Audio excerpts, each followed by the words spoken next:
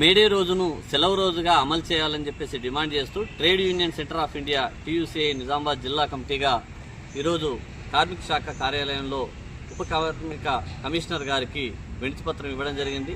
ముఖ్యంగా ప్రపంచవ్యాప్తంగా కార్మికులందరూ ఇవాళ మేడేని పండుగ రోజుగా జరుపుకునే రోజు.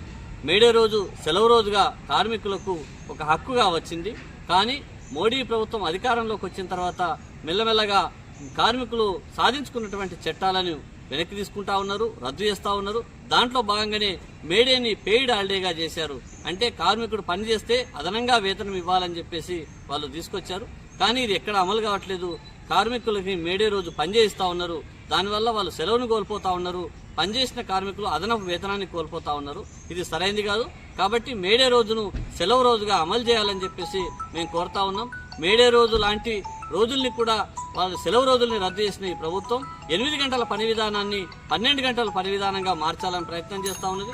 దాంట్లో భాగంగానే కార్మిక వ్యతిరేక 4 లేబర్ కోడ్లు తీసుకొస్తా ఉన్నది. కార్మికులందరూ కూడా ఇది గమనించాలా. మేడే రోజును మీరు సెలవు తీసుకోవాలా. ఎందుకంటే ఒకవేళ మేడే రోజు పని చేస్తే అదనంగా అంటే రోజువారీగా వచ్చే కూలీకి అదనపు కూలీని మీరు అడగాలని చెప్పేసి మేము కార్మికులకు పిలుపునిస్తా ఉన్నాం. అదేవిధంగా ఆ రోజుని సెలవు మీ హక్కు కాబట్టి మేడే రోజు కార్మికులందరూ కూడా పనికెళ్లకుండా మీ వ్యక్తిగత పనుల్లో లేదా మేడో వారోత్సవాల్లో పాల్గొనాలని చెప్పేసి మేము TUCIగా పిలుపునిస్తా ఉన్నాం.